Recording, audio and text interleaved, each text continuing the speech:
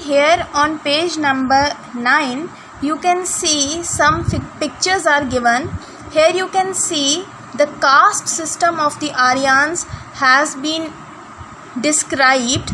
Now here you can see a Brahmin person. Children, Brahmin were considered the most superior among all the people.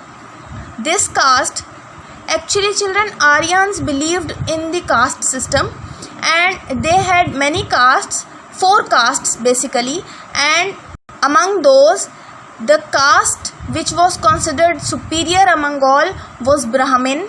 Then second highest caste was Kshatriyas, and the third highest was Vaishyas, and then the lowest caste was the Shudras.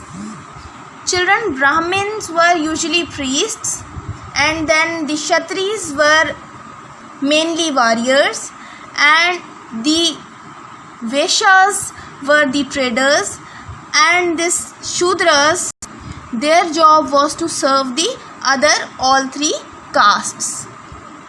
Now children, come to the text. Much of the present day culture in India and Hinduism can be traced back to the Aryans. The Aryans brought the infamous caste system to India. It began as a system of recognizing people by their jobs. Groups of people were given certain tasks and their families and children were expected to follow their example and continue the family business. Over time, the system became rigid and unfair. The priests who belonged to the highest caste, the Brahmins, banned changing the caste into which anyone was born. The downtrodden low caste Shudras were the unhappiest because the high caste Brahmins considered them unclean and assigned all menial tasks to them. And the Shudras were also kept away from religious knowledge and rituals, which were a form of gaining respect and honor in those days. Children, menial means adna in Urdu, kamtar. Okay.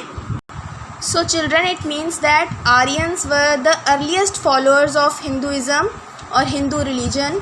They were the first Hindus and they introduced caste system, and then they imposed very strict laws regarding their castes, and according to that rules nobody was able to change their caste in which they were born. Due to these strict laws, children, Shudras, they remained unhappy because they were considered unclean and disrespectful among the Brahmins and other castes of the Hindus.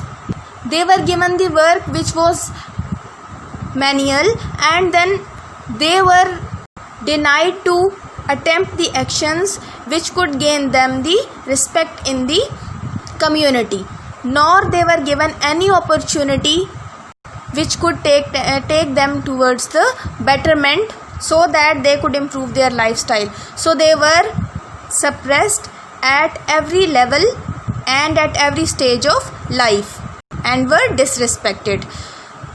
Children, here our chapter ends. I'll request you to kindly listen this explanation at least 2 to 3 times so that you may clear your concept. Thank you and Allah Hafiz.